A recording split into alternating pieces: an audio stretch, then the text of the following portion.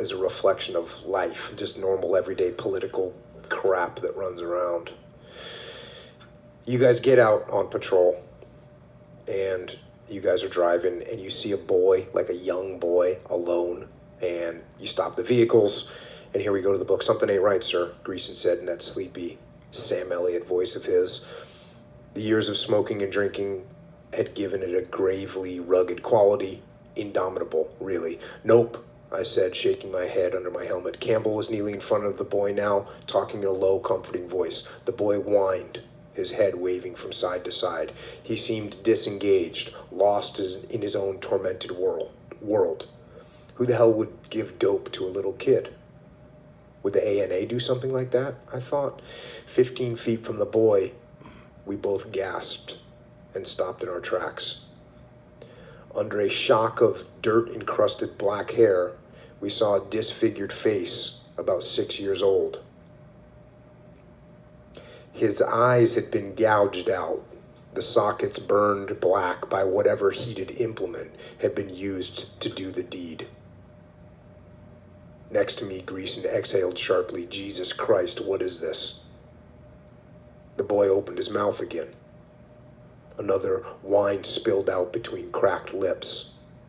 Behind them, we saw ruptured gums and no teeth. You're fucking kidding me, Greason said. Get Yusuf and Doc Pantoja. Pantoja, how do you say his name? Pantoja, I said to my platoon sergeant. Yusuf reached us first and looked down at the boy. Either he'd seen this sort of thing before, or a half a decade of war had steeled him to such sights. The boy's condition evoked no visible emotions in my terp. He stood quietly next to me, his used car salesman affection stowed for the moment. And we haven't really talked about Yusuf much, but when you lost Abdul, Yusuf moved up into the primary interpreter position, and you describe him as a used car salesman. He's one of those guys that seems a little bit shady, but you're working with what you got. That's right, yeah. You end up taking the boy to a nearby village, and here you describe the village. The village was a frightful sight. A clean bed would have been a priceless luxury in this place. The mud-walled huts were barren of even the most basic essentials. Little food, no clean water. The ground between the dwellings was riddled with human feces, animal dung, and filth. The smell of such a place is one that none of us will ever forget. It lingered like a tangible presence in the air. I could feel it seeping into my clothing. For a second, I flashed back to my first day in country.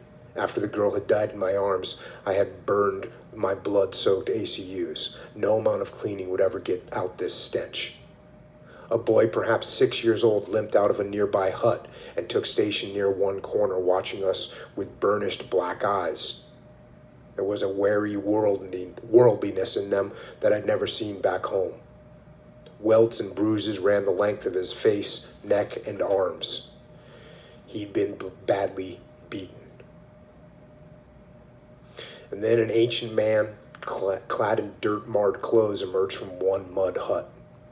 His beard was dyed red, something that all village elders do to show their status as community leaders. When he saw us, he paused and offered a guarded greeting.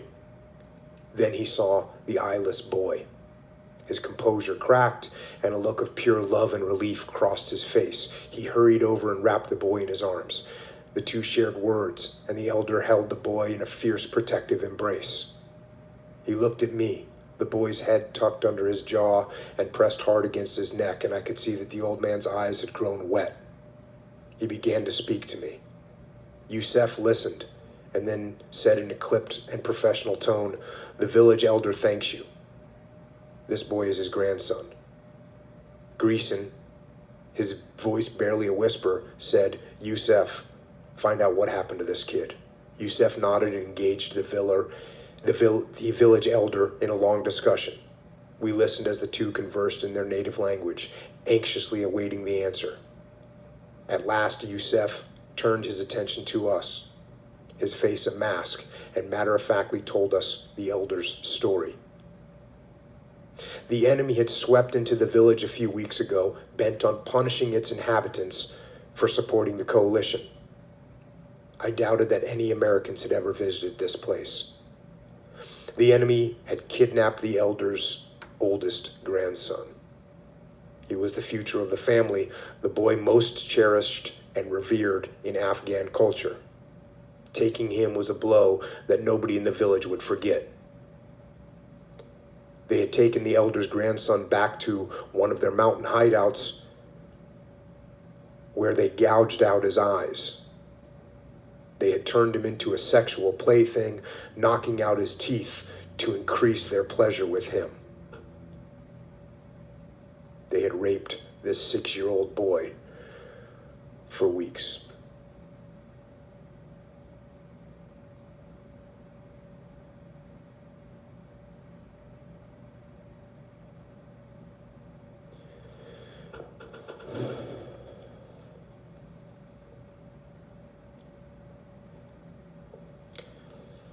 So that's what you're dealing with. Yeah, the enemy that we face over there, that's what they're capable of. In this village, there's no way that, we had never even come into contact with them. There were so many small border villages in the Hindu Kush Mountains that have not even talked to a tribe that's a click down the road, let alone ever seen an American troop.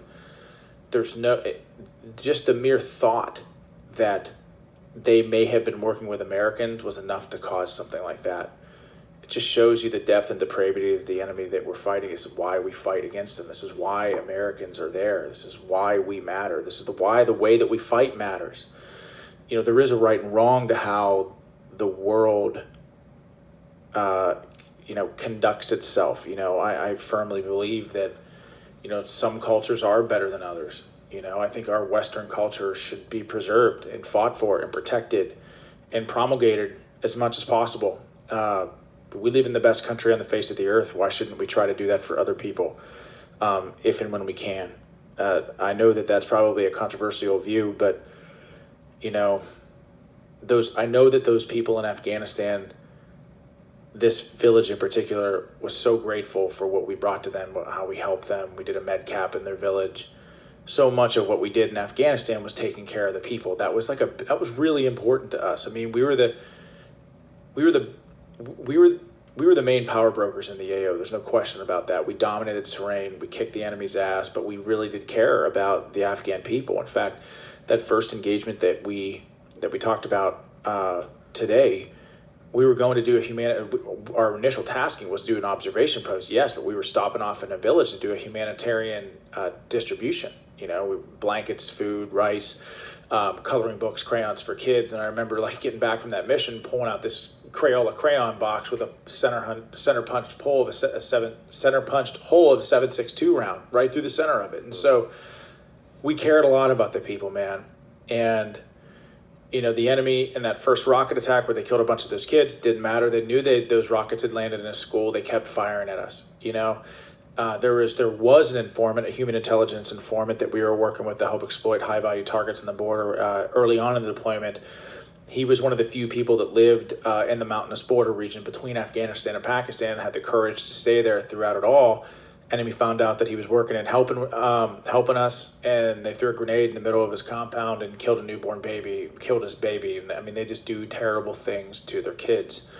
And that's the kind of shit that stays with you forever. It's I'm telling you, like I said before, I don't lose a wink of sleep over the bad guys that we killed over there. Don't lose a wink of sleep over it.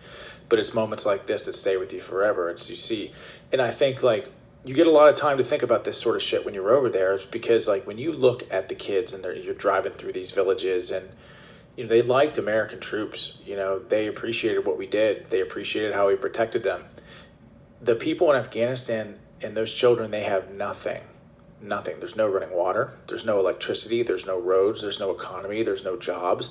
The men all summer long go out there and they cut wood so they have enough wood to keep their family warm during the winter, and then the cycle starts again. And so these kids, though, I remember watching them from an observation post one day early on, just watching them run around and play soccer with this deflated soccer ball on bare feet in the mountains, running on these rocks that had to be razor sharp. And I'm just thinking to myself, damn it, man, kids are the most amazing thing in the world. It's because here they are. They don't even know. They have nothing. They literally have nothing. and probably one of the most dangerous places on the face of the planet. And here they are running around playing soccer. They don't even have shoes, running around playing soccer, being kids, they're so awesome, and that's why we were there to protect them. And then to see, the way that the enemy treated them, I knew we just had to kill as many of them as humanly possible.